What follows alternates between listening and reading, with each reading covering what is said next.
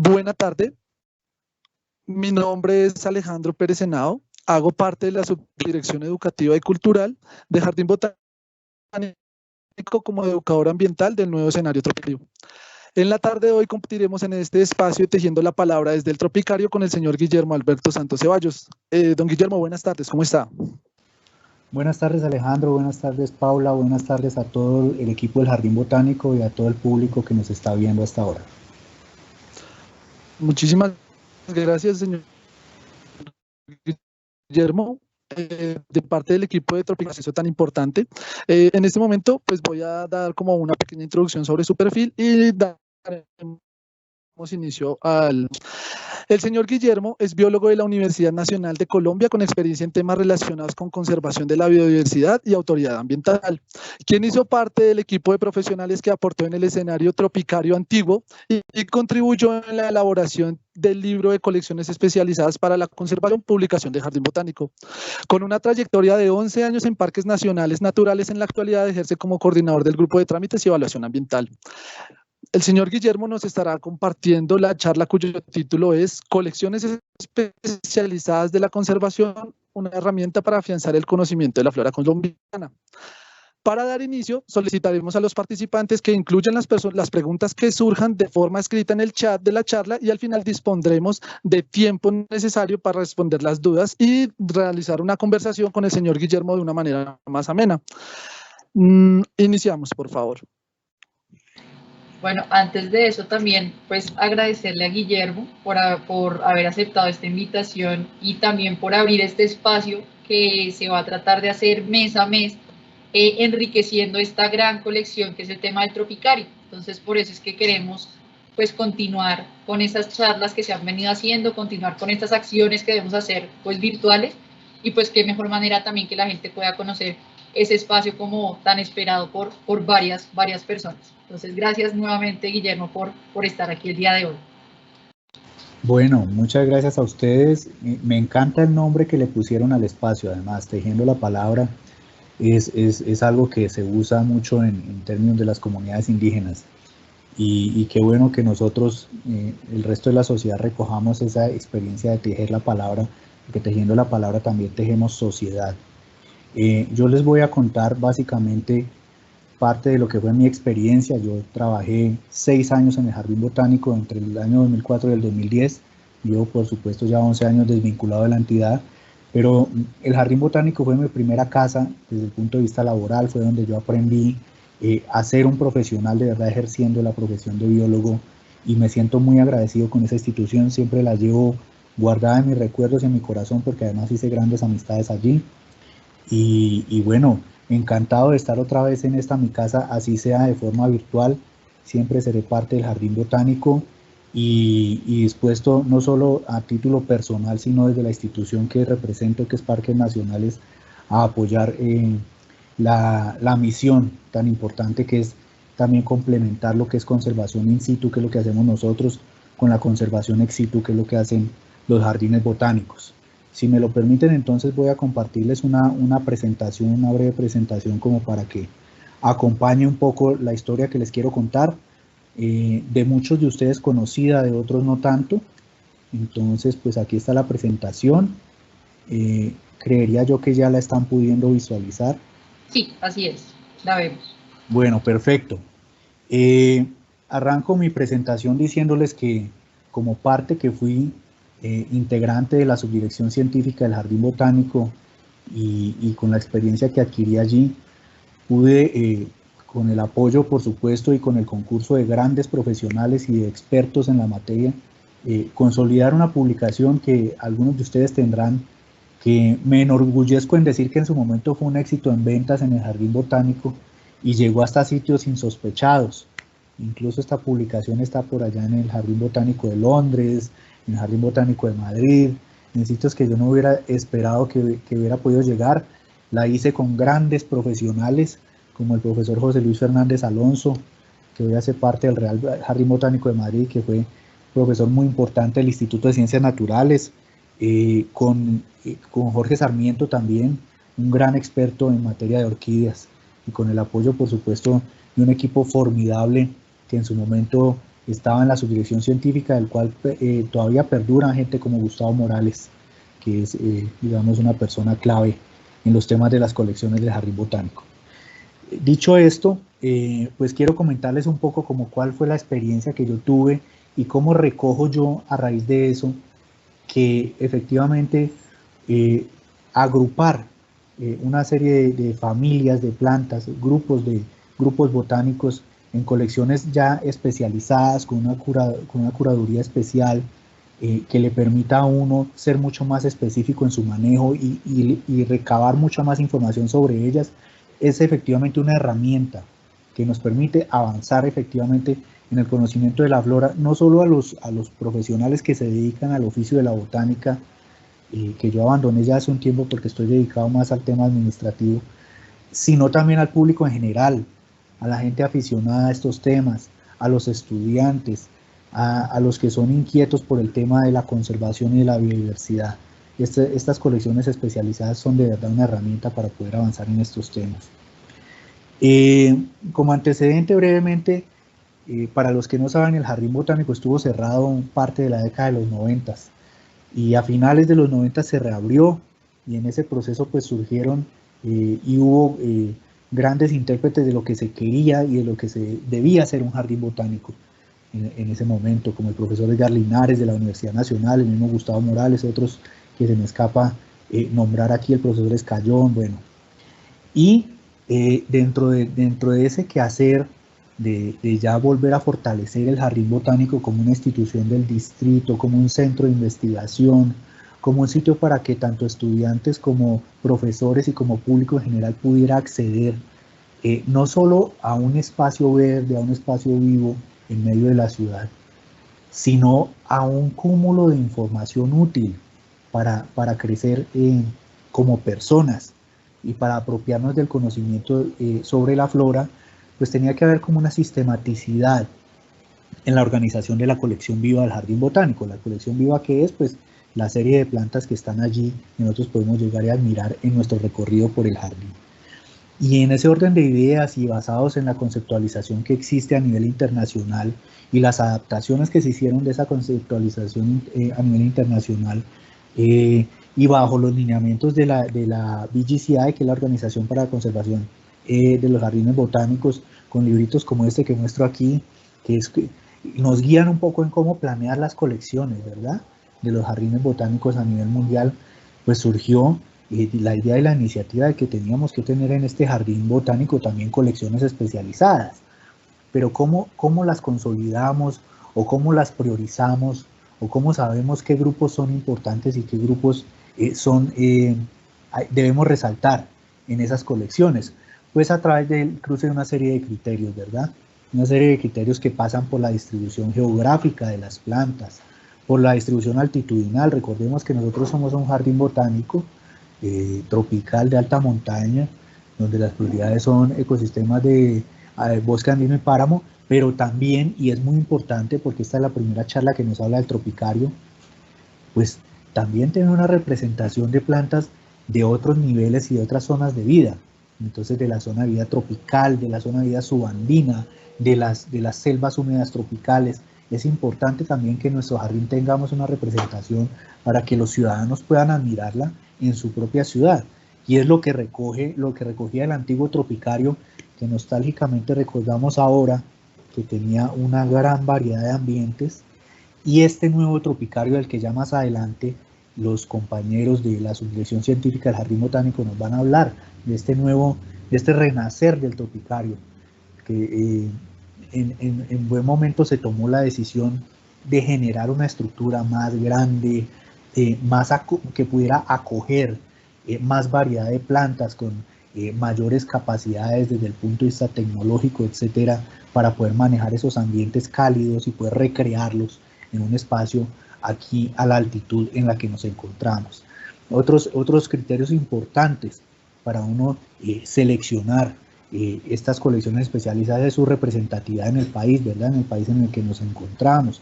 La representatividad de esos grupos de plantas en Colombia es muy importante para hacer que ellas sean consideradas colecciones especializadas. También cuántas de esas especies que nosotros tenemos aquí están amenazadas, ¿sí? ¿Cuántas son endémicas? Es decir, ¿cuántas se encuentran únicamente en un espacio geográfico determinado?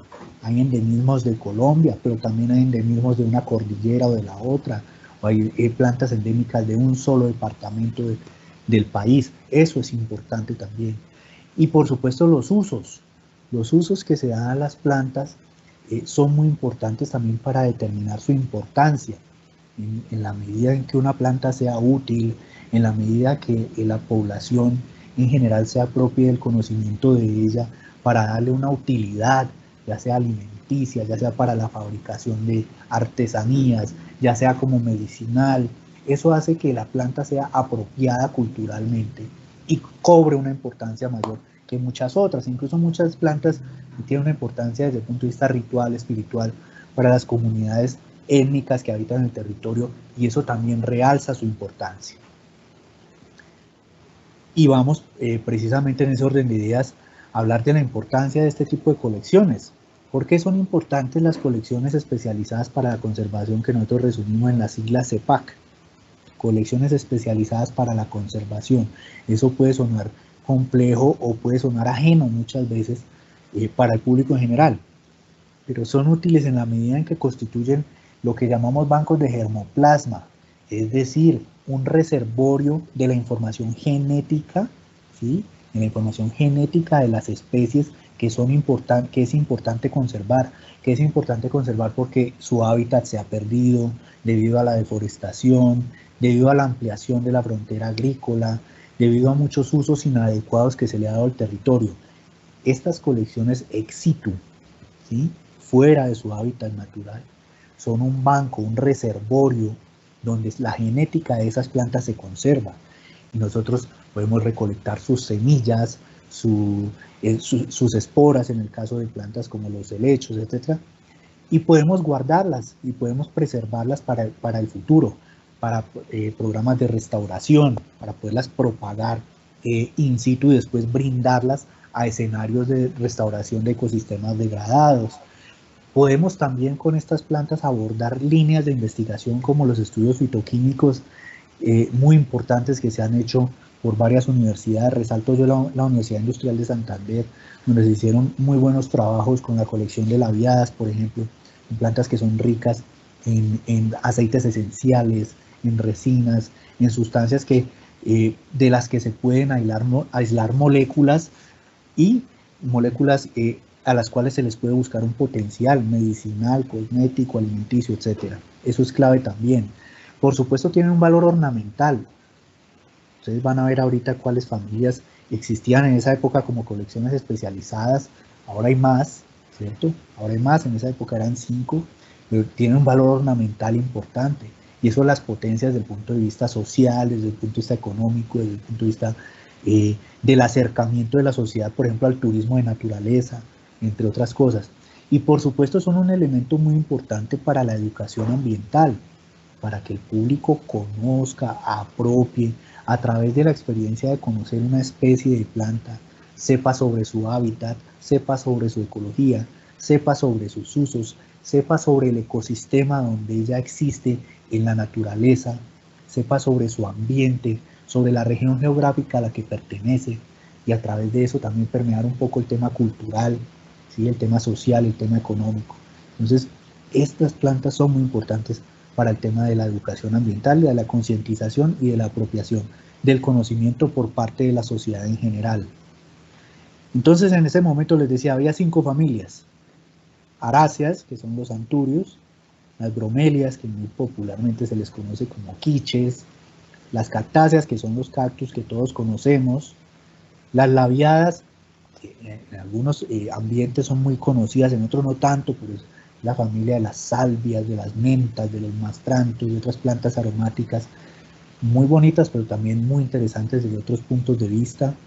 Y por supuesto, digamos, la reina de las colecciones que siempre ha sido en el Jardín Botánico de Bogotá, que han sido las orquídeas, la familia más abundante, la más diversa de plantas con flores, donde el Jardín Botánico de Bogotá siempre se ha destacado por tener una colección muy nutrida en especies y en individuos de estas plantas, y que anualmente, por supuesto, organiza un evento que para la sociedad bogotana es fundamental, que es la Exposición Nacional de Orquídeas, donde acuden expositores pues, de todo el país, de todas las regiones, incluso de otros países. Entonces, pues no podía faltar la colección de orquídeas dentro de estas 5 familias. ¿Listo? Quiero pasar ya como a hablar un poco de las 5 familias, de su importancia, y mostrarles algunas imágenes que me gustaría dejarles como para el recuerdo de lo estéticamente importantes que son, y también como para identificar especies. Les decía al principio que nosotros generamos una guía, ojalá se pudiera en algún momento reeditar esa guía o sacar una versión electrónica para conocimiento más amplio, porque allí se encuentra una información muy valiosa sobre esas plantas. Entonces, empezando, aquí las tengo ordenadas por orden alfabético, no porque unas familias sean más importantes que otras.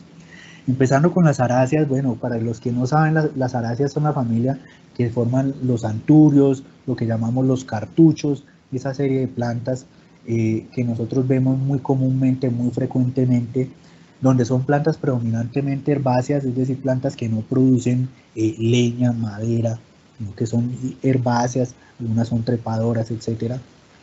Y donde la inflorescencia es característica, no la flor, sino la inflorescencia.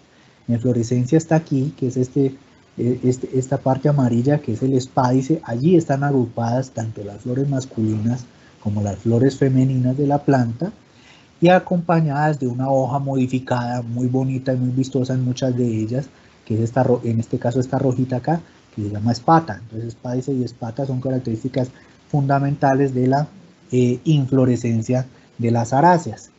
Tiene una distribución que es pantropical. ¿Qué quiere decir una distribución pantropical? Quiere decir una distribución a lo largo de todo el globo terráqueo, pero cerca de la franja ecuatorial, ¿verdad? Entonces nosotros estamos en el neotrópico, que es el trópico del Nuevo Mundo, ¿verdad? Trópico americano, y la parte paleotropical es la parte tropical de África y de Asia, ¿verdad? Entonces en toda esta franja, a lo largo de la Tierra, en todo este cinturón pues, central de la Tierra, están distribuidas estas plantas, ¿cierto? Ellas pueden tener, ecológicamente se comportan de maneras diversas, pueden crecer sobre la tierra directamente, pueden ser epífitas, es decir, crecen sobre otras plantas, o muchas son trepadoras, van creciendo y se van adosando a tallos de otras plantas.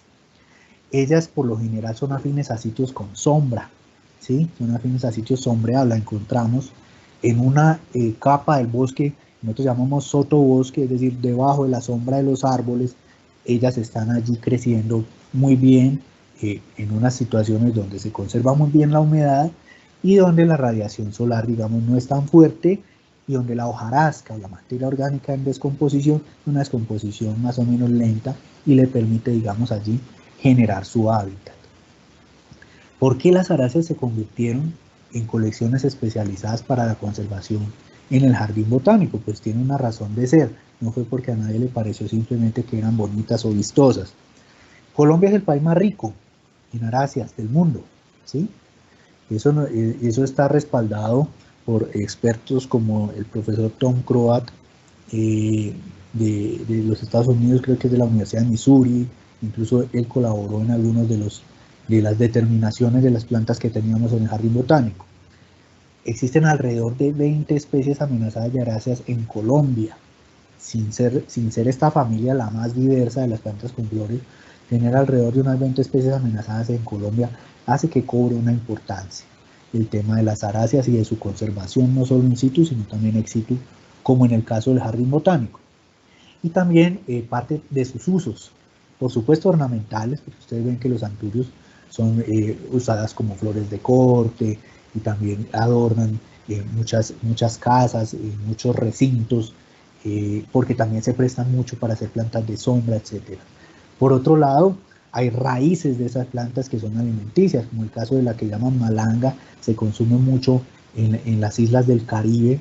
El nombre Colocasia esculenta es una raíz muy rica en almidones y en nutrientes, y tiene unas preparaciones, y por supuesto no es la única, pero es un ejemplo a destacar de las características alimenticias de las aráceas.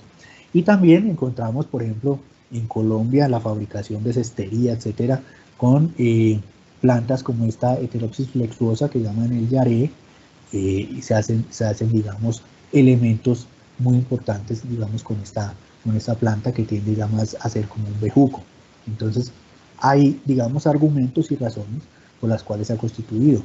En el jardín botánico, en la época en la que yo tuve la oportunidad de estar y de participar, encontrábamos ejemplares como estos, el Anthurium andreanum, el Anthurium metallicum, estaban en ese antiguo tropicario del jardín botánico, perdón.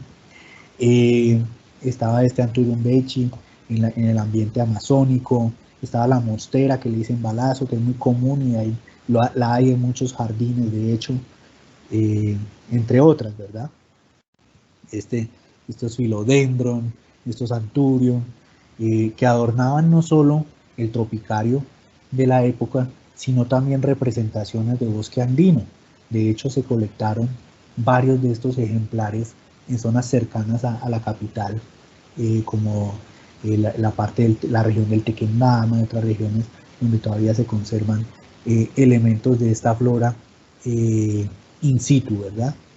Entonces había representatividad de la familia Arácea en varios de los ambientes del jardín botánico que el visitante podía disfrutar a lo largo de su recorrido.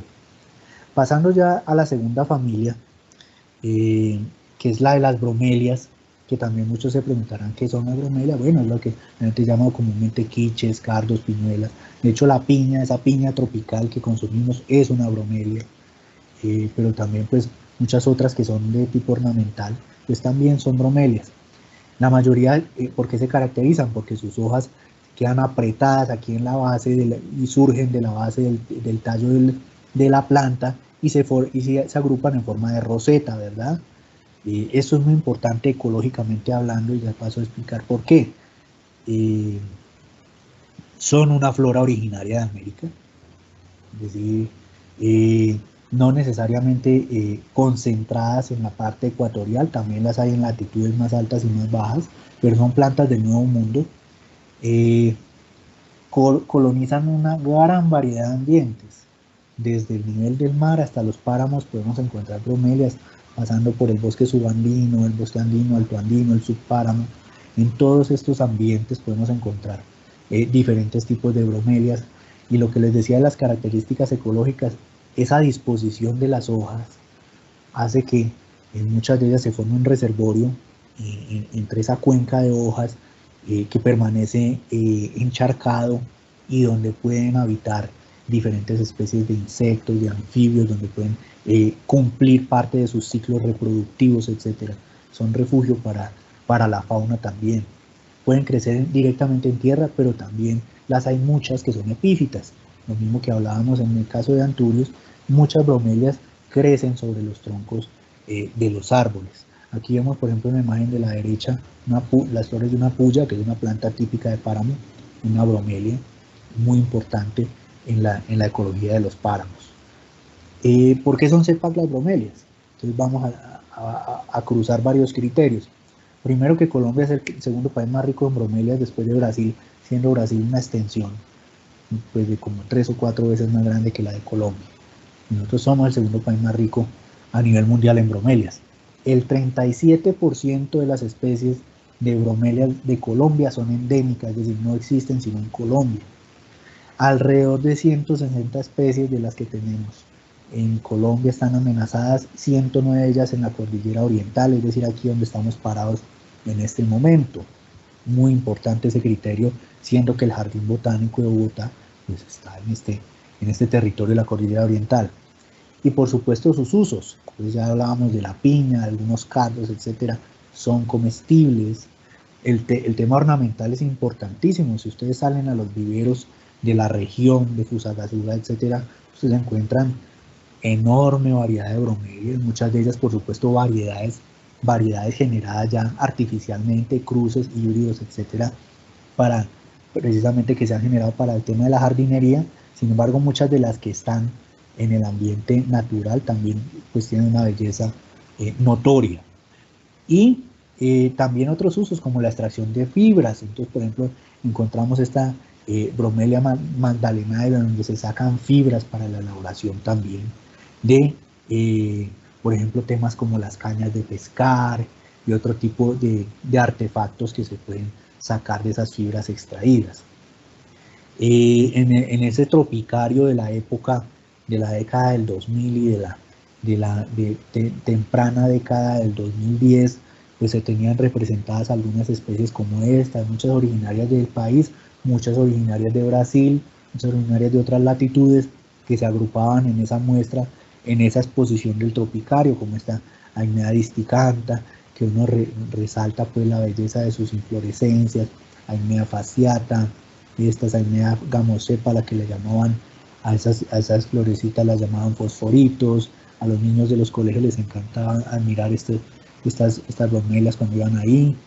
Estas otras Aimeas, la Guzmania escuarrosa, que es muy común en los bosques andinos, esta puya que ya les mostraba en otra diapositiva, puya nítida, típica de nuestros páramos, unas flores bellísimas que también tienen unos polinizadores muy específicos allí en el páramo. Eso era por la parte de las bromelias. Ahora el tercer grupo, la tercera familia, que es la de los cactus, la familia pues se llama la de las cactáceas, la familia de los cactus, los higos, las pitayas, este grupo de plantas que se agrupan o se identifican fácilmente por ser plantas suculentas, es decir, con tallos engrosados, pueden ser de varias formas, por lo general son tallos gruesos, de formas cilíndricas, aplanadas o angulosas, que están reservando, almacenando constantemente agua. La mayoría de los cactus no tiene las hojas como las conocemos, sino que están modificadas formando espinas, ¿sí? Hay un género que tiene las hojas que se llama el género Pérez, que ahorita más adelante lo vemos. Estas son plantas adaptadas a los ambientes secos o xerofíticos, como los podemos llamar.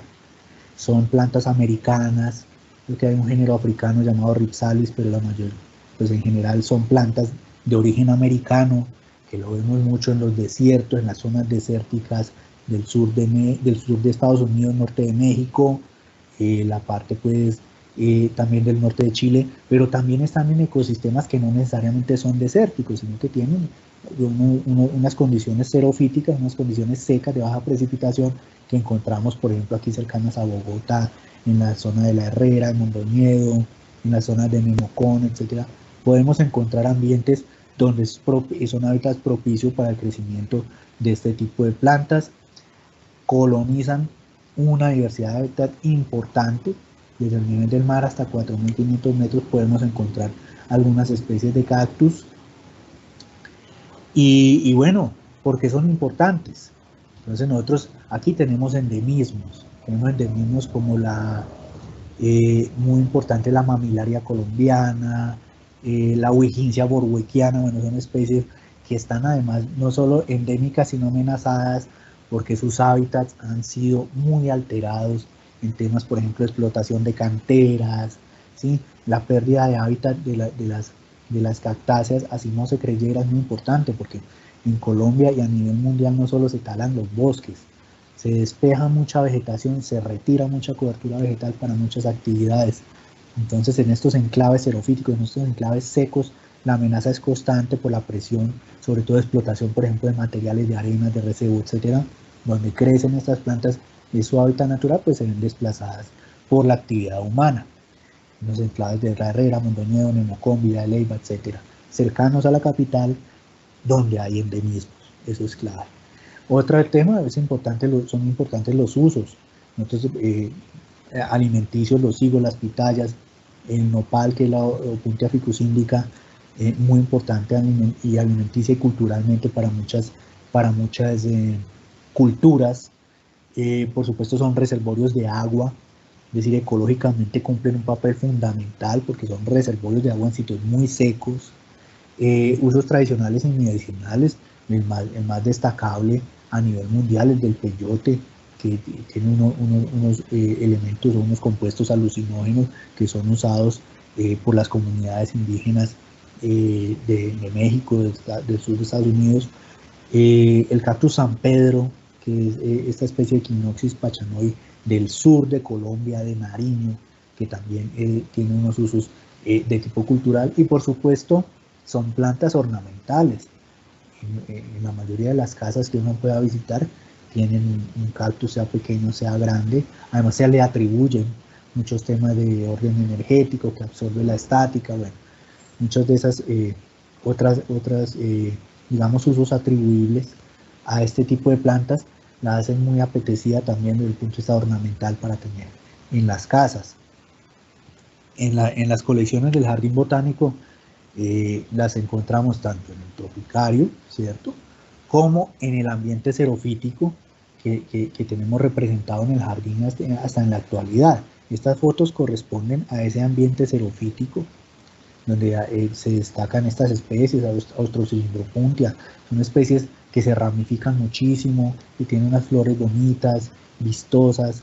Hay muchas de estas flores, como en este caso el Cereus hexagonus, este ya es de la representación del antiguo tropicario, donde ustedes ven las flores ahí todas caídas y sucede que ellas se abren en la noche porque evolutivamente ellas han aprendido a convivir con polinizadores nocturnos, de tipo murciélagos, etc.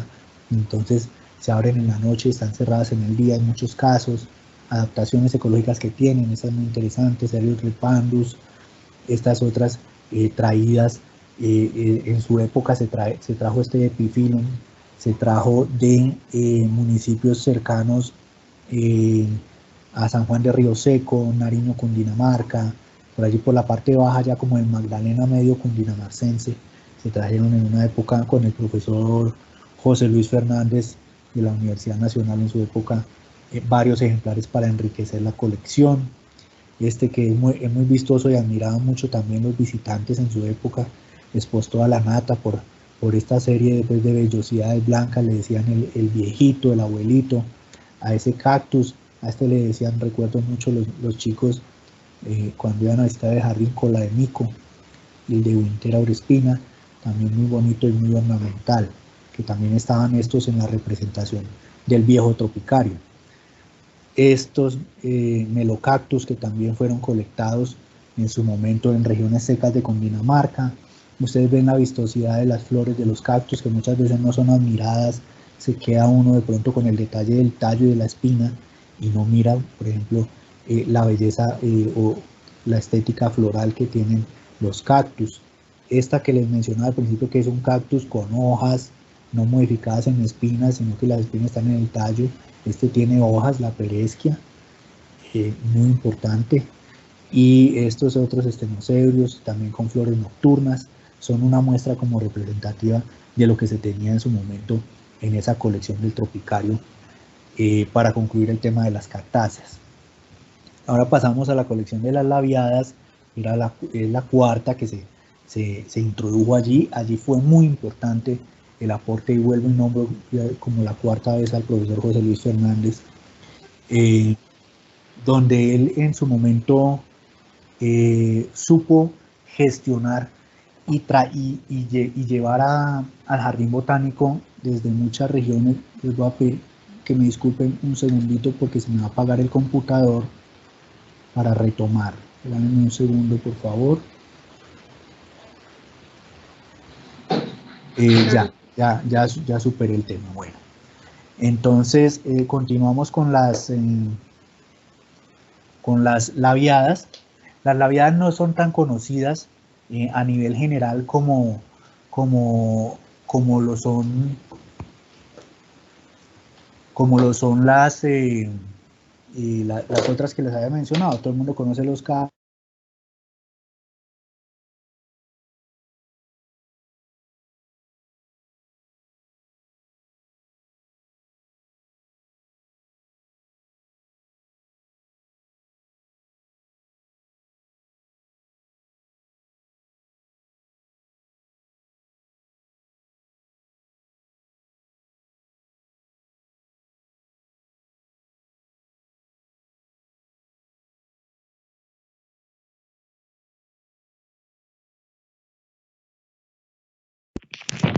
Paula, ¿estás ahí? Se pausó. Sí, acá estoy. Creo que de pronto se congeló Guillermo.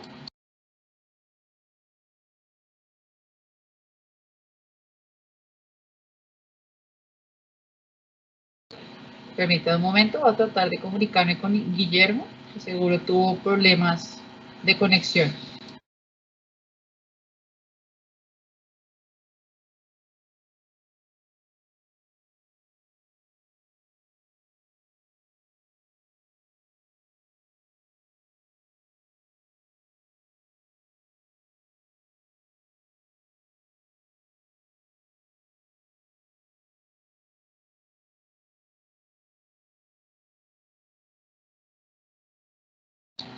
Bueno, mientras que esperamos un poco a que Guillermo se vuelva a conectar, entonces ahí pues está el formato de encuesta para que lo realicen, y también si tienen alguna pregunta con respecto pues a este tema, para que la hagan, y después, una vez Guillermo finalice su charla o su presentación, pues se la haríamos llegar a él.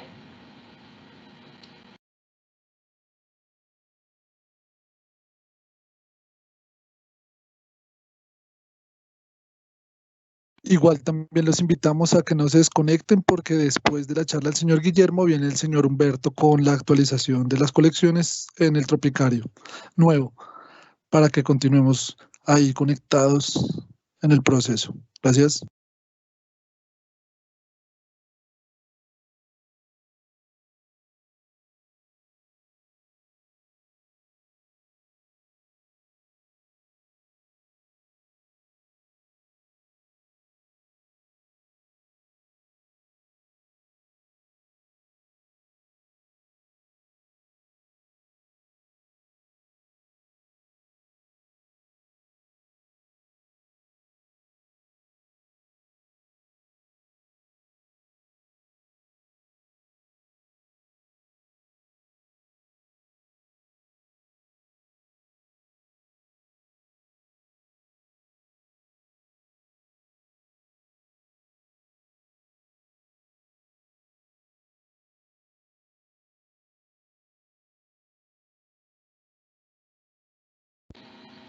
Bueno, ya estamos esperando que el invitado se conecte. Ya nos comunicamos, dijo que tenía problemas de conexión, pero pues eso es, digamos, normal en esta nueva normalidad que se viene adelantando con estas actividades virtuales. Entonces ya yo creo que está solucionando esos problemas técnicos para que se conecte, pero también a todos agradecerles como por estar en este espacio que se empezó a crear desde el día de hoy y que va a ser todos los miércoles. Aquí vemos al invitado, que va a ser todos los miércoles desde el Tropicario, para que lo vayan conociendo y vayamos de verdad aprendiendo un poco más sobre esta colección, que es bastante bella, y que ha ido como de la mano de muchas personas que han colocado como su granito de arena para que se lleve a cabo esta, o para que se vaya enriqueciendo esta colección. Guillermo, ¿estás por ahí? Sí, ya volví, me disculpo con ustedes, pero se cayó acá el internet, pero ya me pude volver a reconectar. No te preocupes. Entonces, lo que yo decía, esas cosas pasan, uno no sabe en qué momento ¿me escuchan? Sí, te escuchamos. Sigue Entonces, con la charla. Continúo. Estábamos iniciando el tema de las labiadas. Entonces, les comentaba que pues las labiadas son la familia de las salvias, de la menta, la hierbabuena, el mastranto, el toronjil. Bueno, muchas de esas plantas que conocemos como aromáticas, no todas, por supuesto, muchas de las que conocemos como aromáticas son de la familia de las labiadas, la familia Lamiaceae, ¿sí? Se caracterizan por ser hierbas o arbustos, más que todo muchas son arbustos. Tienen una característica importante en la mayoría de sus flores. Estoy señalando acá, ese pétalo inferior forma como una especie de labio, por eso comúnmente las llamamos labiadas. Tienen, por supuesto, otras cientos de características desde el punto de vista taxonómico que las diferencian, pero pues el objetivo de la charla pues no es el tema taxonómico, entonces no andaríamos mucho en esa parte. La mayoría son aromáticas, son muy ricas en aceites esenciales, en resinas. Uno las toca y son pegajosas, son olorosas, tienen unos aromas en su mayoría muy agradables. Geográficamente hay muchas de origen asiático, muchas de origen europeo, muchas de origen americano. En ese tema sí no, digamos, no son exclusivas de un continente. Son polinizadas por una diversidad de elementos de fauna como colibríes, insectos como abejas, mariposas, polillas, etc. Y en Colombia hay muchos enclaves secos donde están presentes hasta otros sitios más densos, matorrales, etcétera, incluso hasta el subpáramo. Y decía yo que era muy importante el aporte que hizo el profesor José Luis Fernández, porque él llevó al Jardín Botánico innumerables muestras de especies de plantas de las labiadas. Es un experto, digamos, a nivel mundial en el tema, incluso descriptor de muchas especies, y hizo unos importantísimos aportes tanto a la colección de labiadas viva, como a la carpoteca, a la colección de semillas, como al herbario institucional del Jardín Botánico. Es clave, digamos, ese aporte. Yo tuve la oportunidad de trabajar de la mano con él durante todos los años que estuve allí y pudimos enriquecer la colección. Pero ¿por qué las labiadas son colecciones CEPAC? Ellas tienen su campito especial en el Jardín Botánico. De hecho, en el Tropicario antiguo había algunas, pero no era el centro donde estaban la mayor cantidad de especies de labiadas. Ellas tenían su rinconcito muy, muy discreto, que lo siguen teniendo, que es detrás de la subdirección científica, por el lado donde quedan como los invernaderos, etcétera. Por allí hay una parcela dedicada exclusivamente a estas plantas, que es bueno que los visitantes las conozcan y visiten ese sitio donde pues se han logrado conservar a lo largo de los años. En Colombia hay una alta riqueza de especies de labiadas, más de 160. Tenemos endemismos muy localizados, muchos de ellos representados en el Jardín Botánico, sobre todo en sitios secos de Cundinamarca, Boyacá, Santander, la serranía del Perijá. Incluso en el Jardín Botánico hay especies de municipios como Yacuanquer, que quedan ahí cerca en las estribaciones del volcán Galeras en Nariño. Entonces es bien importante la representatividad de estos endemismos que solo se dan en esos sitios. 72 especies amenazadas en Colombia, de las cuales 58 son endémicas del país. Y eso, en cuestión de uso, sí es algo muy extendido y muy distribuido por el mundo. Muchas de las plantas de la familia de las labiadas tienen propiedades medicinales y se han usado a lo largo de la historia, la hierbabuena, el toronjil, por nombrar dos nomás, pero muchas son usadas, de hecho, desde hace miles de años por culturas del Mediterráneo, de Asia y aquí mismo en América. Muchas son usadas como condimento, como el tomillo, por ejemplo, por dar solo un ejemplo, los mastrantos. Muchas son ornamentales también. Ahorita vamos a ver la variedad de colores y de formas que muestran sus flores, y se pueden usar también para cercos vivos, para setos, para muchos arreglos de jardinería. Y una cosa muy importante y un campo que se viene explorando desde hace varios años, pero que todavía tiene mucho por descubrir y por, digamos, explotar desde el punto de vista de la bioprospección. Los aceites esenciales que tienen estas plantas son muy abundantes, muy diversos, llenos de moléculas, como les decía en un principio, que pueden ser y de hecho vienen siendo aisladas en laboratorio para ya investigar cuáles pueden ser sus propiedades y sus usos. Las labiadas son plantas ricas en esas sustancias que pueden llegar a tener usos potenciales en la industria, en la medicina, en la parte alimenticia, cosmética, etc.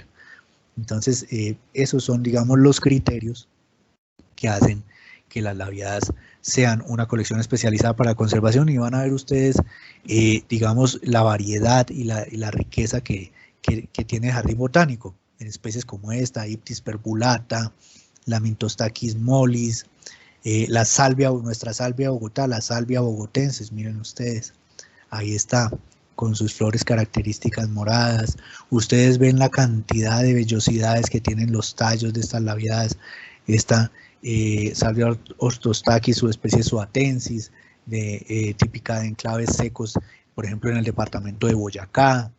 La salvia rubescens, esta subespecie de Olicotrix. Ustedes ven la belleza pues estética de la flor, la sagitata que viene de Nariño, también muchas variedades en las formas de las hojas, en las coloraciones de los tallos, de los cáliz, hacen que estas plantas sean, digamos, muy interesantes para visitar, para visualizar, para disfrutar, para fotografiar en el Jardín Botánico de Bogotá. Y pasamos ya, digamos, a la última, y no por eso menos importante, sino tal vez la más, que es la colección de orquídeas.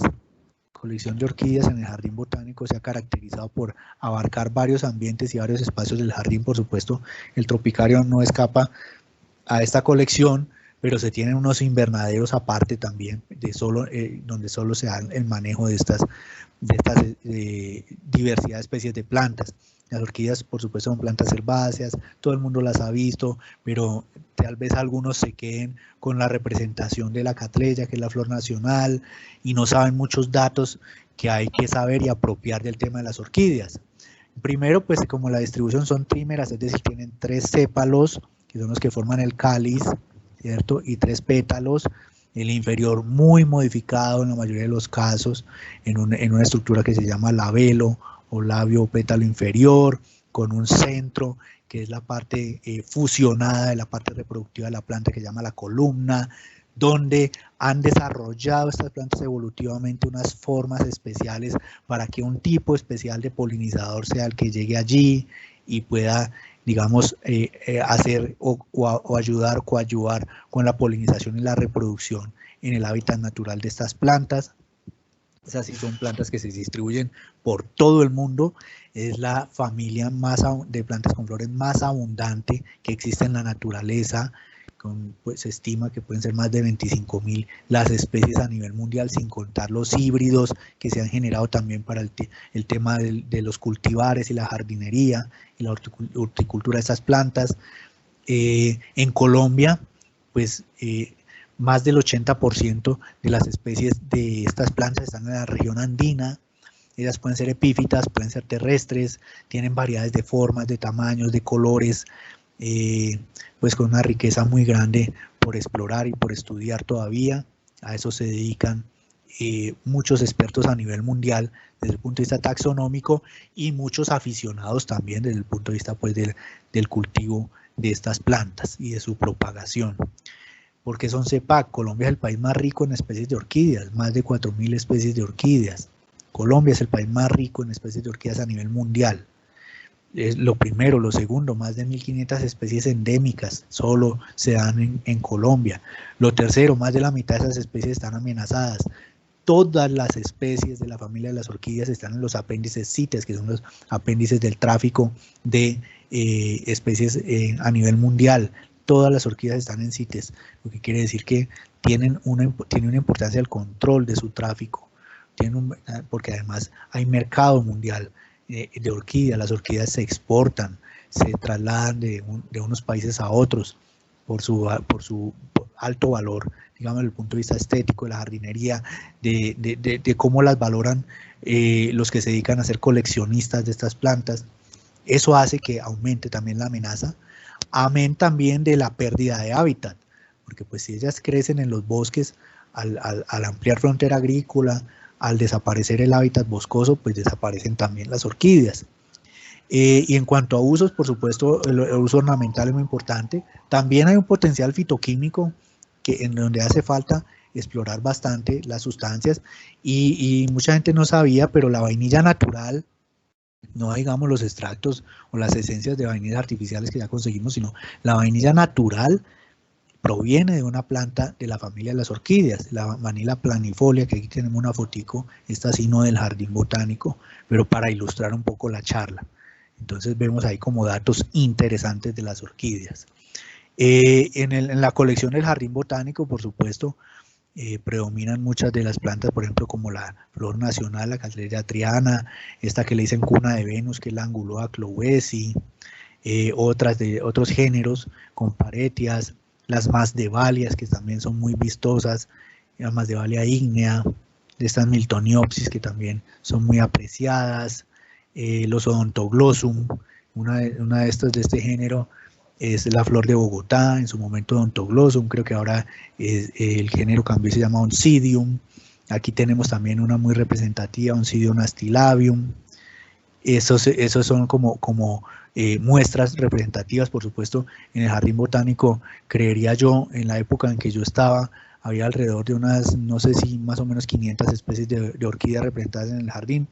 no sé cuántas habrá, a la fecha ya lo dirán los compañeros que trabajan en este momento en la institución, y eso era básicamente lo que tenía para mostrarles de mi experiencia como, digamos, en su momento curador de las colecciones especializadas para la conservación, en colaboración, por supuesto, con otros profesionales del jardín, y para ilustrar un poco cómo esto nos sirve para apropiar, ojalá, algo de la información de las especies que más interesantes sean para ustedes como público, haga que ustedes puedan investigar más, conocer más, leer más sobre estas especies, interesarse de pronto por algunos grupos que no tenían en el radar, por su aprecio o por su dedicación a otros grupos de plantas, etcétera, puedan ustedes también indagar más sobre estas especies.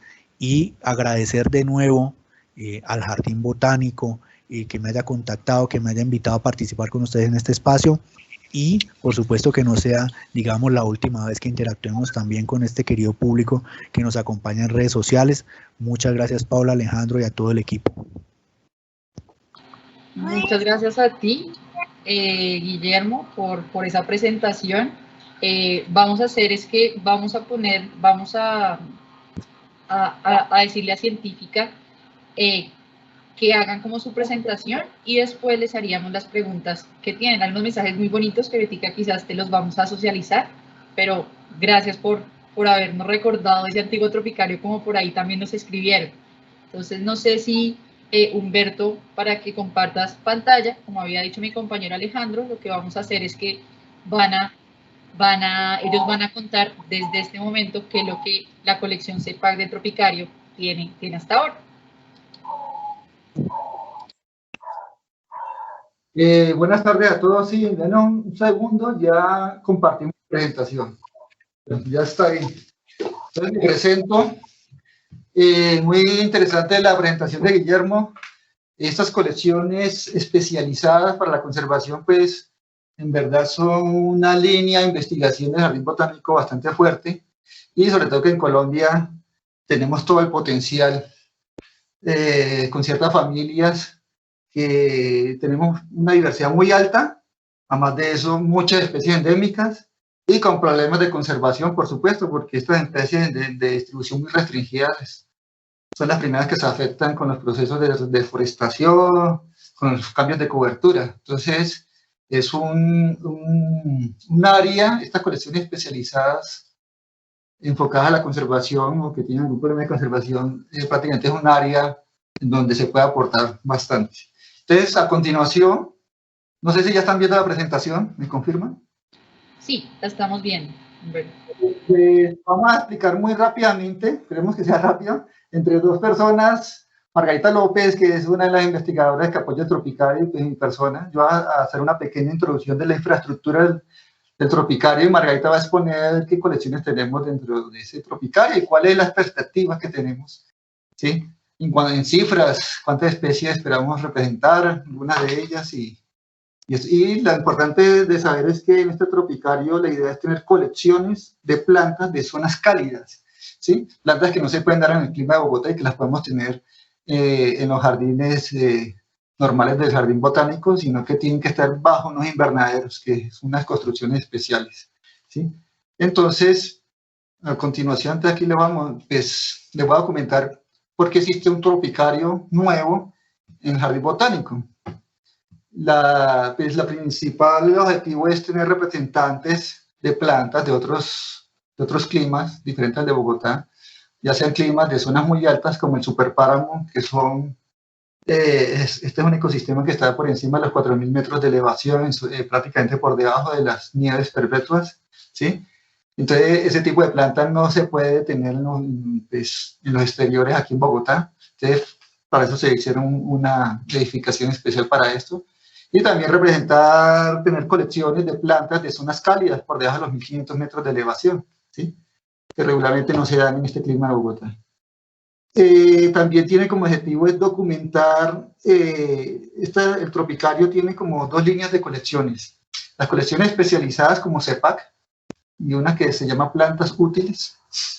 Y otro tipo de colecciones que representan ecosistemas, en donde queremos no tan solo tener plantas de un área, sino que también se puedan ver las características de los ecosistemas, ¿sí? Que una persona acá en Bogotá no tenga que viajar 8 horas para conocer una zona subxerofítica, por ejemplo, o casi desértica. Entonces, ese es otro de los objetivos del nuevo tropical. Y por supuesto lo que busca es que sea un aula donde muchas personas, ciudadanos de Bogotá y de todo el país, inclusive extranjeros que vienen a visitarnos, pues tengan la posibilidad de conocer nuestros ecosistemas. A ver, les comento, aquí hace más de 200 años, el sabio Caldas y el gran naturalista Alexander von Humboldt les demandó años y muchos kilómetros a lomo de caballo, en canoa o caminando para conocer los diferentes ecosistemas de Colombia. En cambio, una persona hoy en día acá en Bogotá, si viene el nuevo tropicario, si visita el jardín botánico, puede conocer estos ecosistemas en cuestión en un lapso de tiempo muy corto y en un recorrido relativamente corto, sin tener esta experiencia. Y otro objetivo que tiene el tropicario pues, es promover investigación sobre estas especies de unos climas que no se encuentran diferentes a Bogotá, ¿sí? Entonces, esta es la nueva estructura del tropicario, del antiguo tropicario se demolió completamente y ahorita existe esta estructura en vidrio. Algunos de estos domos tienen hasta 20 metros de altura, ¿sí? Y dentro de ellos pues están las colecciones, entre ellas las colecciones CEPAC, ¿sí? Entonces hay cuatro grandes espacios. Este que dice 4A y 4CH son los espacios donde están los domos más altos, donde se tienen las colecciones que representan los bosques húmedos, como por ejemplo los bosques amazónicos y bosques del Chocó biogeográfico. En el domo 3 están que es bosque seco, como los bosques que se dan en el Tolima, al lado del Magdalena.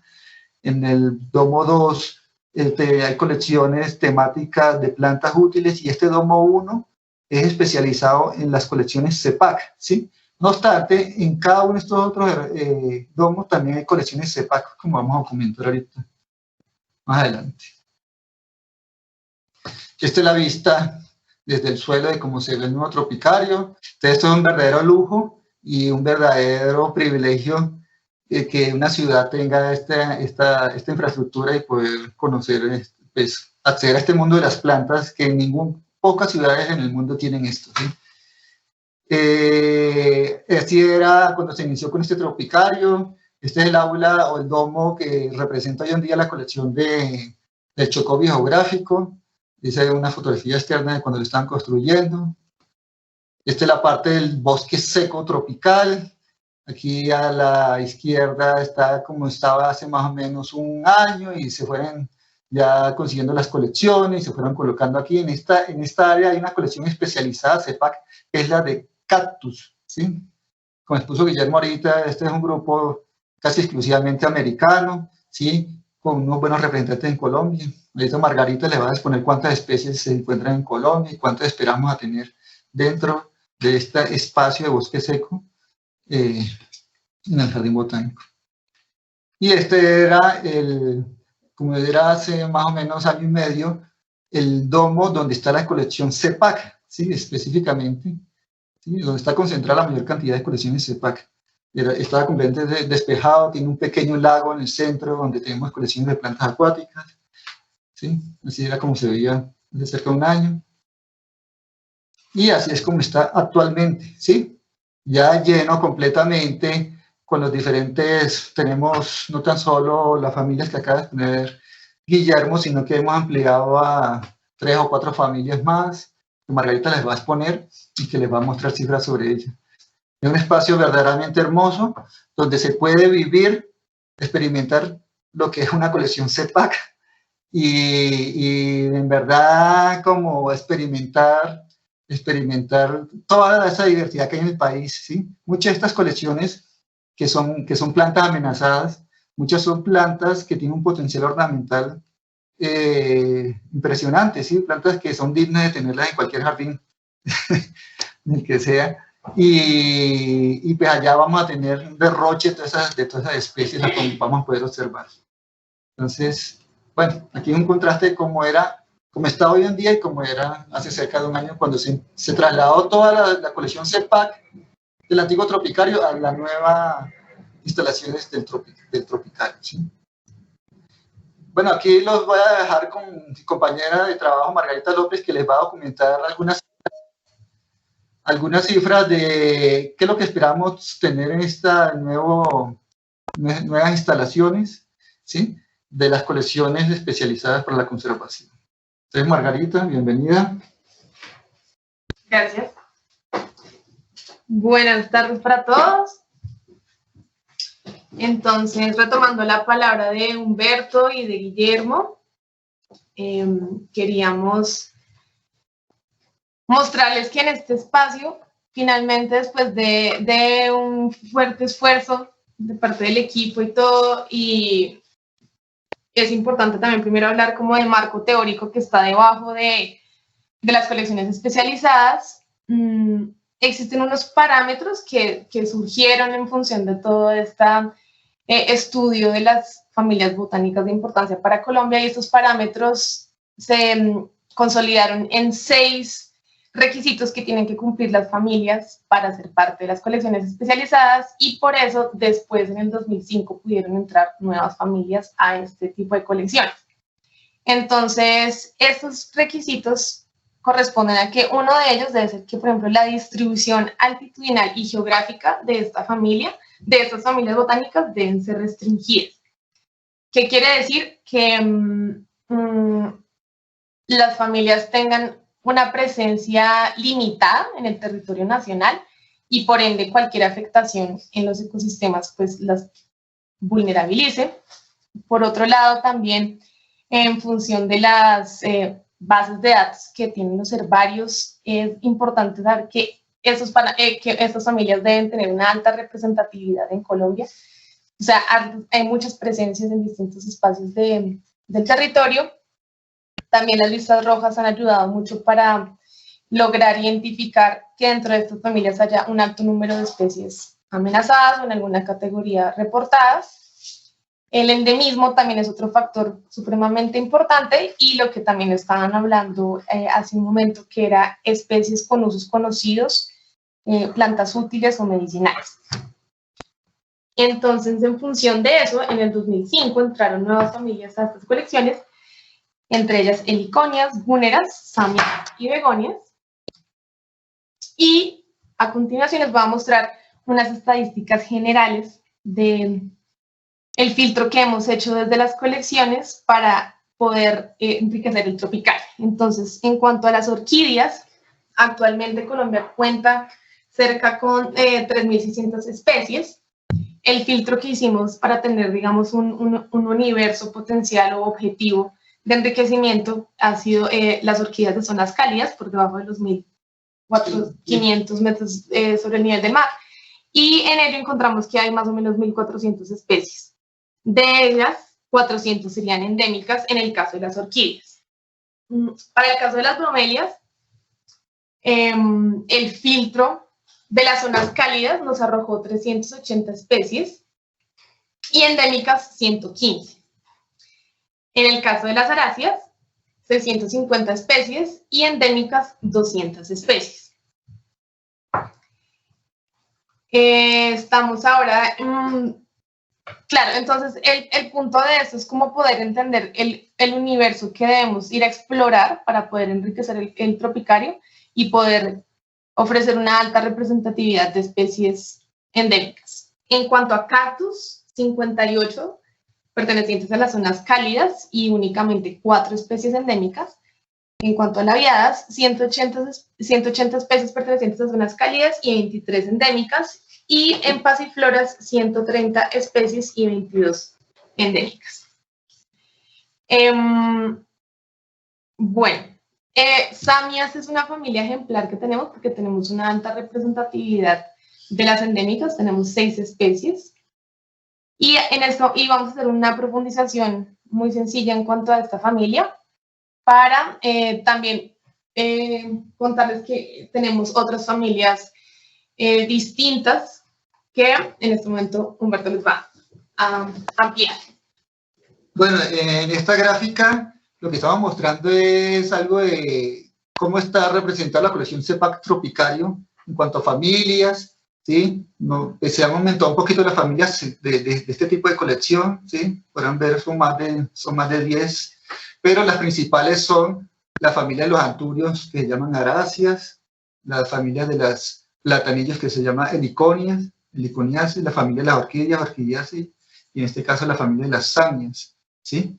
Que son plantas, ahorita les va a explicar Margarita, son fósiles vivientes, y muchas de ellas tienen especies que solamente se conocen de un sitio concreto, de un valle, de una montaña, y crecen generalmente en zonas húmedas y cálidas. Entonces, esa es una familia que la mayoría de las especies están amenazadas por el deterioro del hábitat y también por la excesiva colecta por parte de coleccionistas, ¿sí? Entonces, este es uno de los grupos nuevos que no estaban hace 10 años, cuando empezó Guillermo, y ahorita tenemos una buena representación. Más o menos cerca del 80%, como se muestra en la figura de abajo, la mayoría de las especies que tenemos en la colección CEPAC Tropicario son especies nativas de Colombia. Un porcentaje cerca del 88%.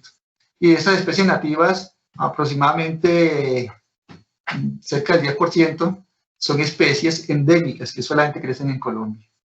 Entonces, esto es más o menos una cifra de cómo estábamos en el tropicario en cuanto a la colección CEPAC. Y ahorita Margarita pues les va a mostrar un poquito sobre esta nueva familia que tenemos de las samias, ¿sí? Y que prácticamente son organismos que están en el planeta de hace más de 100 millones de años, mucho más, mucho antes de los dinosaurios, han sobrevivido a muchas catástrofes y esperemos que sobrevivan a nuestra actividad. Y es que esa es una de las funciones de los jardines botánicos, ayudar a conservar estas especies. Margarita.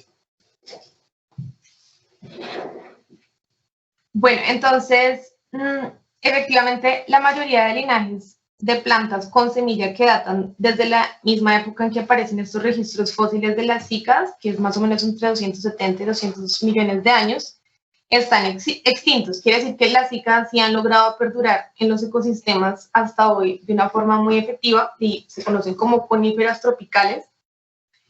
La distribución se distribuyen principalmente en las zonas tropicales y subtropicales del mundo.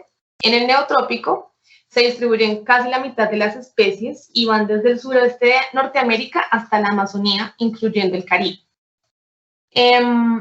Solo en Sudamérica se reportan 30 especies, todas del género Samia, de las cuales 23 se encuentran en Colombia y 17 son endémicas del país.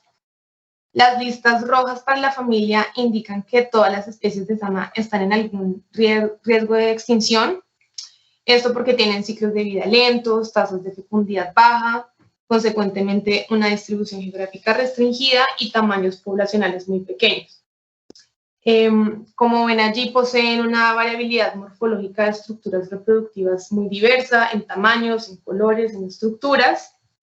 Y en esta diapositiva, para hablar de un ejemplar específico que está dentro de la colección, que está el Samia encepalartoides, y este nombre se atribuye a un primo, por decirlo así, de África, cuyo nombre es Encepalartos ferox, nativa del sur de África, y este nombre se atribuye porque encéfalos viene de cerebro y hartos de pan.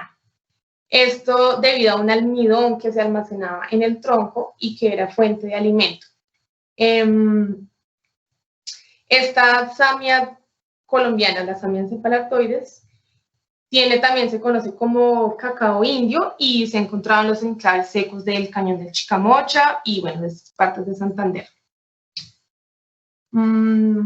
Eso, digamos, en cuanto a las samias. En cuanto a las heliconias, que también ha sido un esfuerzo muy grande desde el profesor Gustavo Morales, tenemos una representatividad más o menos de 2 o 3 especies endémicas.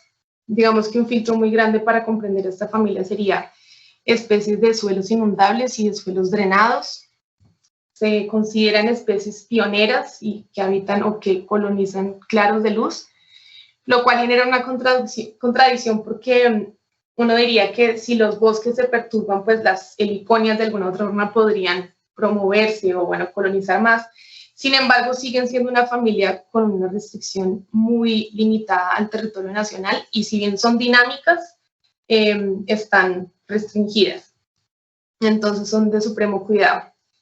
Y bueno, aquí unas fotos aleatorias de cómo se están manejando las colecciones. Actualmente hay unas colecciones fijas y unas itinerantes. Las colecciones fijas son especies que están ahí siempre y las itinerantes son generalmente bromelias y orquídeas que en función de su fenología se van trayendo o rotando desde los invernaderos de clima cálido de las colecciones vivas. Aquí tenemos una serie de representaciones de bromelias, teniendo en cuenta pues que las brácteas que acompañan estas inflorescencias son supremamente diversas y de ahí todo ese despliegue de colores y fusiones y formas. Y pues le paso la palabra a Humberto para que explique algunas perspectivas de lo que siguen con estas familias.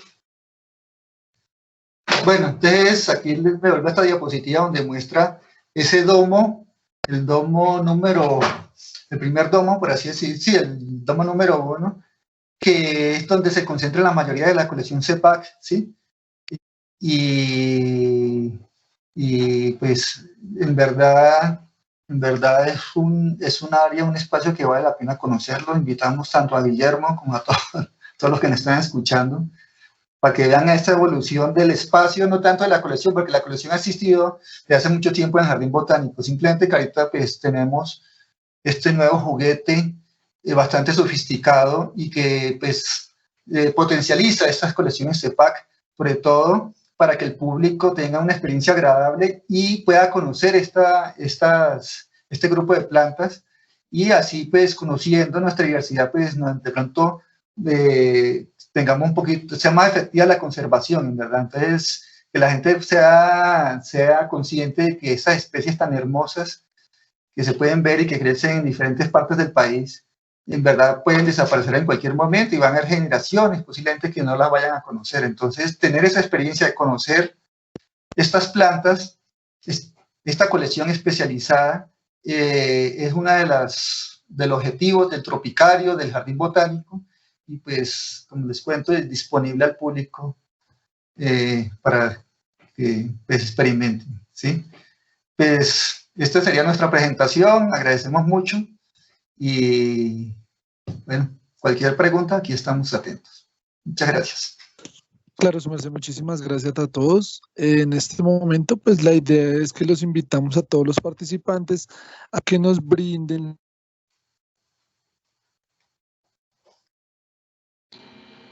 Bueno, parece que Alejandro está con problemas también de conexión. Entonces aquí vemos algunas preguntas.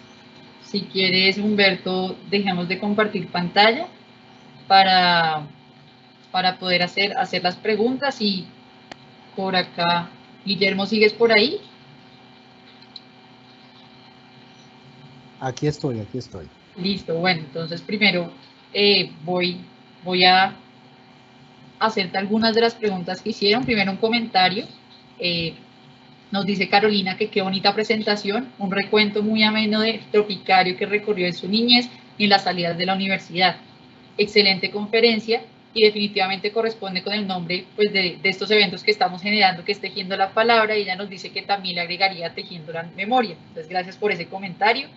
Concuerda también con lo que indicas en que sería muy pertinente que esa publicación se volviera a sacar. Yo, de hecho, pues hice la tarea y la tengo aquí, no sé si se alcanza a ver en la pantalla. Hice la tarea también de por ahí leerla, y entonces ella dice que se volviera a sacar y que se siente que como en una visita guiada con un verdadero conocedor del tema. Otra vez, que muchas gracias por el espacio, también pues gracias a ti, Carolina, por hacer parte también de este espacio que es para todos. Aquí nos habla también Periódico Conciencia. Ella es Angélica González, es periodista de este periódico y que es un gran esfuerzo para despertar. Se encuentra ubicado en Duitama, Boyacá, y ella es estudiante de Ingeniería Ambiental. Su pregunta es la siguiente. Dice, ¿cuál es el llamado de conciencia que se le puede hacer principalmente a los presentes y la comunidad en general para generar estrategias y poder resguardar e incentivar la flora nativa propia de cada tipo de clima y que se conozcan esas bondades, tanto para personas como para la bonanza de los suelos.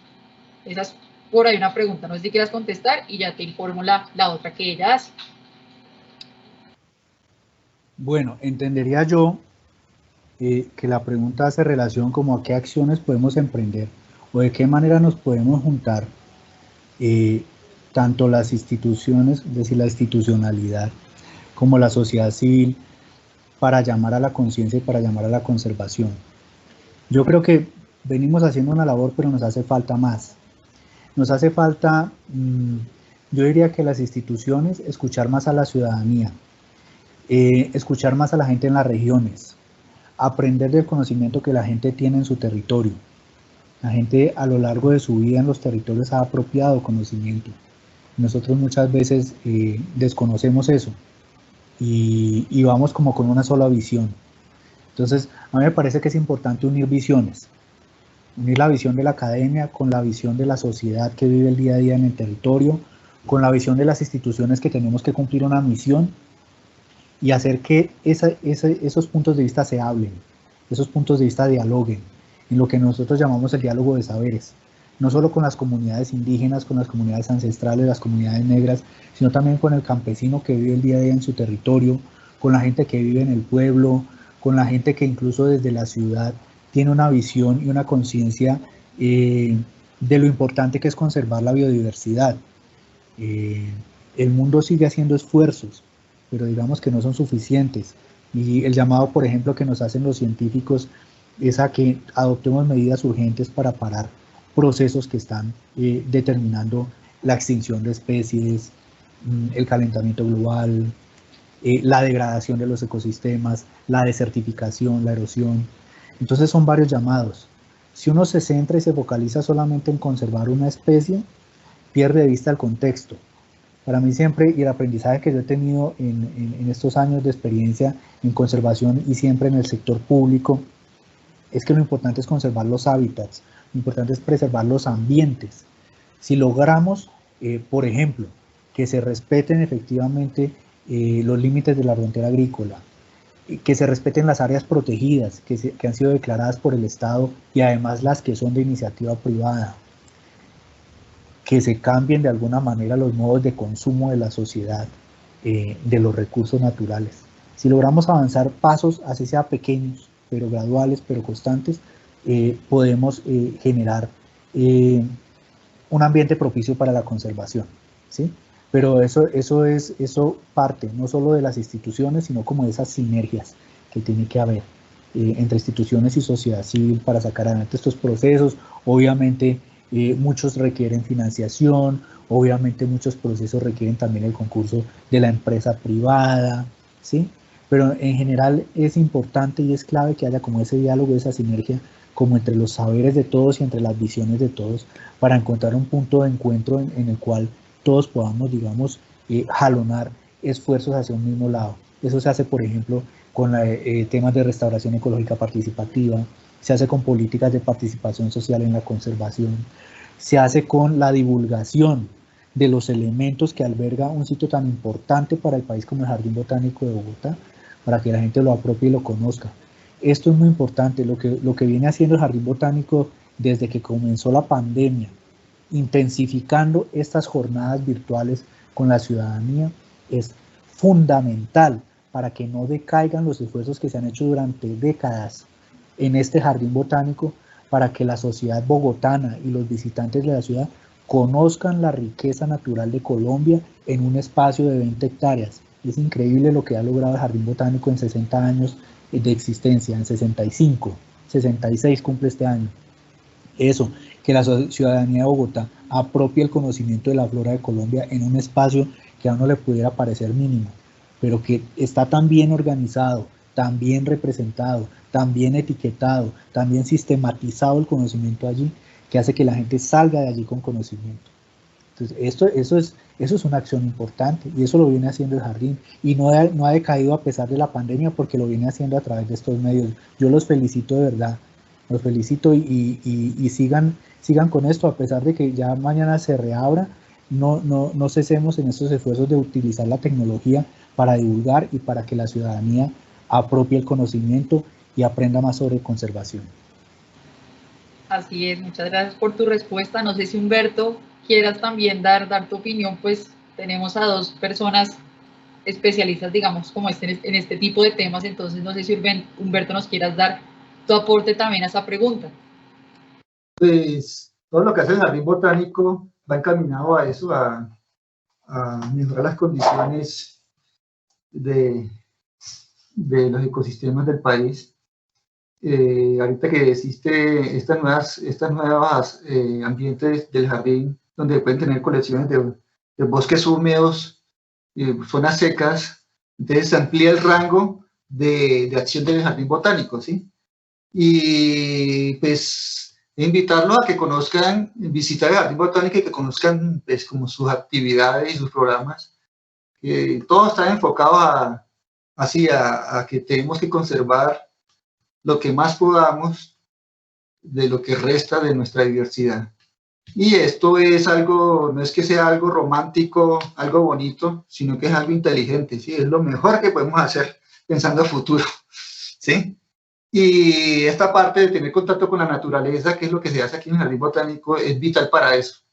Estar en contacto con las plantas, con este mundo de las plantas que es bastante agradable, es importante para eso.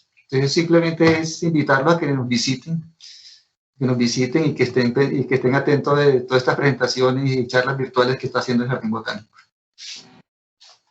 Así es, acá hay otra pregunta, no sé también igual si quieren responderla cada uno como desde ese punto de vista. Dice, ¿con qué requisitos básicos se debe cumplir para tener un jardín botánico? O dicho de otra manera, ¿qué se debe tener para alcanzar la categoría de jardín botánico?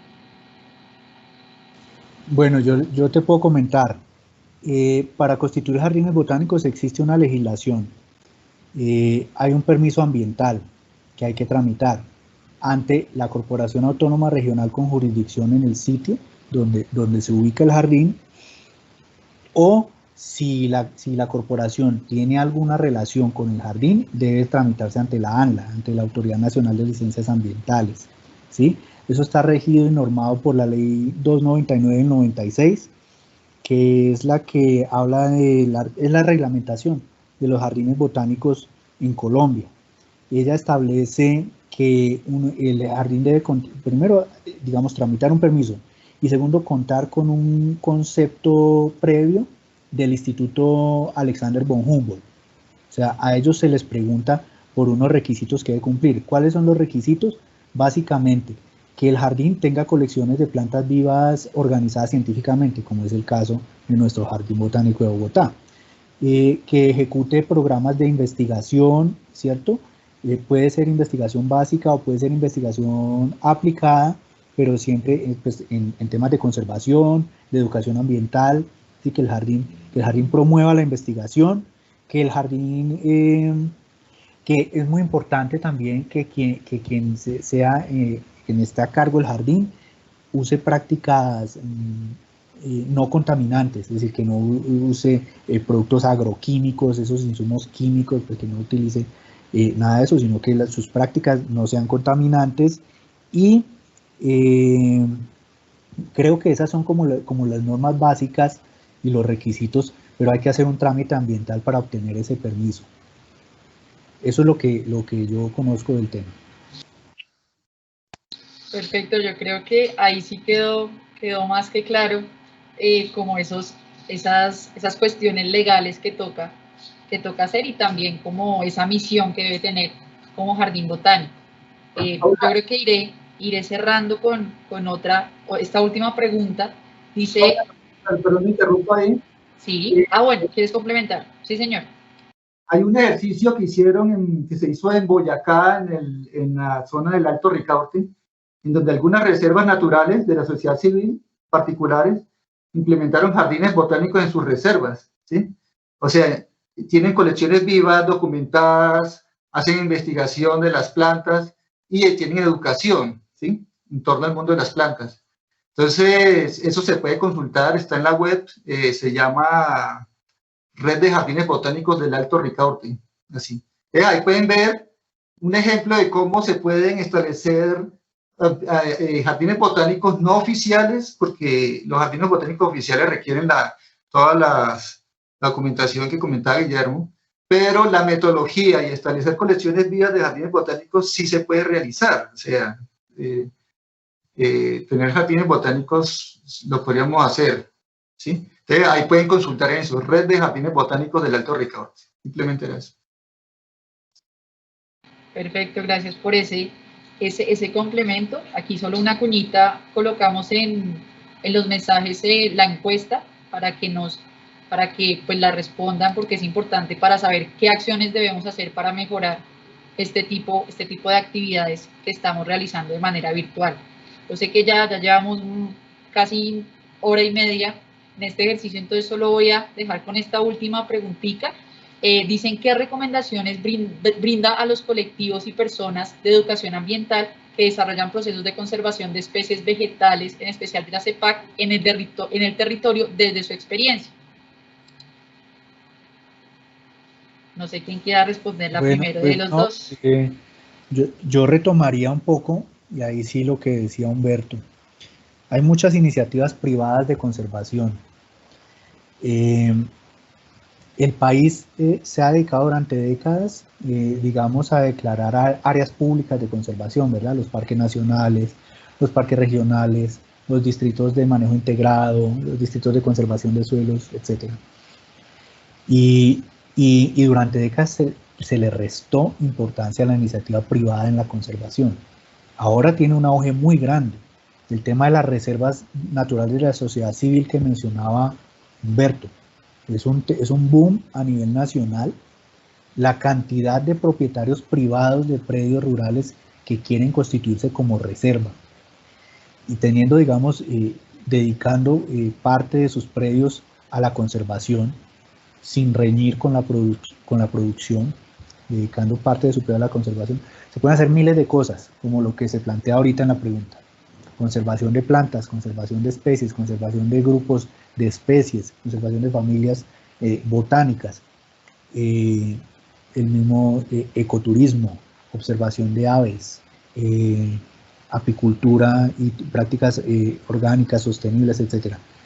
Dentro de esas iniciativas cabe todo eso. El privado que tiene conciencia ambiental y que de verdad le da la función ecológica a la propiedad que manda la Constitución, digamos que debe ser apoyado y debe ser incentivado desde el mismo Estado, desde las instituciones, para que desarrolle todo tipo de iniciativas que tiendan a la conservación. Entonces, si yo tengo la posibilidad de tener una propiedad, una finca, y de verdad me gusta el tema de la conservación y reservo parte de la finca a que haya un relicto boscoso, conservado, a cuidar, digamos, la fuente hídrica que pasa por mi predio, etcétera, pues puedo empezar o iniciar procesos ya, digamos, más organizados, más sistematizados, más científicos, con el apoyo ya sea de la academia. Las universidades en las regiones también están dispuestas a brindar ese apoyo, porque allí pueden surgir temas para tesis de grado, de pregrado, de posgrado, caracterizar el sitio, saber qué especies hay allí, instalación de cámaras trampa también para mirar el tema de la fauna, ¿cierto?, que habita en esos sitios, investigar allí y poder determinar cuál es el potencial que tiene el sitio dependiendo de la región donde esté para conservar determinado grupo de plantas. Hay predios que tienen unos robledales enormes, o hay predios que son ricos en orquídeas, o hay relictos boscosos que conservan los privados, que son ricos en bromelias, en helechos, en muchos tipos de plantas, y se puede especializar el privado si es estudioso y si está bien asesorado, en conservar una colección de plantas en su predio, sistematizarla, tener claro qué es lo que tiene allí, cuál es la importancia y la relevancia de ese grupo de plantas que se conservan en ese predio, y empoderarlo también a nivel regional. Esto es muy importante también para construcción de tejido social. Se forman redes de reservas de la sociedad civil en los territorios, se forman organizaciones articuladoras de reservas de la sociedad civil en los territorios, y todo eso lo que contribuye es a generar sentido de, primero, sentido de pertenencia por el territorio, y segundo, un tejido social importantísimo, porque se generan procesos de educación ambiental, se generan procesos de investigación y se generan procesos muy importantes de producción sostenible, de muchas cosas, de muchas alternativas que hay, digamos, en las regiones. Entonces, eso sería como las recomendaciones para ese tema. Muchas gracias. No sé si Humberto o Margarita también nos quieran complementar o nos quieran decir algo más o aportar algo más a esa pregunta. Simplemente decirle que, así como anteriormente, como la conservación de áreas estaba como supeditada solamente a entidades del Estado, por así decirlo, a parques reconocidos, nacionales o regionales. Ahorita la conservación se abrió al público privado, pues cualquier persona puede conservar áreas, ¿sí? Igual con los jardines botánicos, en este momento esto lo hacen solamente ciertas instituciones asociadas pues, a organismos gubernamentales, pues casi todos los jardines botánicos del país están asociados a alguna entidad del Estado. Otros son pues ya corporaciones, pero una persona del común con su finca y tal cuestiones en un futuro puede tener unas colecciones CEPAC, por así decirlo, puede tener jardines botánicos, y eso va a llegar un momento en que se va a hacer su reconocimiento oficial de eso. Ya muchas personas lo tienen, muchas reservas lo tienen, solo que no se ha hecho evidente. Entonces ahí es donde es importante tejer esa unión entre los jardines botánicos y estas iniciativas privadas, pequeñas, por así decir, y también entre los investigadores, la academia, con estas iniciativas privadas de conservación. Muchas personas en sus fincas ya tienen jardines botánicos, tienen colecciones especializadas. Mucha gente que tiene colecciones de orquídeas, tiene colecciones de bromelias, de anturios, inclusive de samias y otras cosas hasta más completas que algunos jardines botánicos, solo que no son reconocidas y no son mostradas así ampliamente. Pero lo que tengo que hacer es reconocerle y hacer ese vínculo entre la investigación, los investigadores, las entidades que reconocen eso y el público en general. Así es, yo creo que por eso cuando se crean estos espacios se dijo tejiendo, que es lo que ustedes han dicho que se debe hacer, como ir tejiendo, ir armando esas alianzas para que sea como una conservación global. Entonces, pues ya cerrando, recordarles que este mes, el mes de febrero, es el mes de la conservación, y que los miércoles vamos a tener charlas desde el Tropicario para que conozcan un poco más este espacio que hace parte del Jardín Botánico de Bogotá. Entonces, pues agradecer a Guillermo, agradecer también a Humberto, a Margarita por sus presentaciones, por contarnos desde su perspectiva, desde su conocimiento, y también agradecer a las personas que estuvieron el día de hoy aquí escuchando sus presentaciones. Entonces, muchísimas gracias. A todos pues les deseamos una buena noche, y pues que sigan conectados y conectadas a esta agenda virtual que se viene para este mes de febrero. Entonces, hasta luego y encantado de estar con ustedes. Con muchísimo gusto. Gracias. Hasta luego. Muchas gracias a todos. Buenas noches. Buenas noches.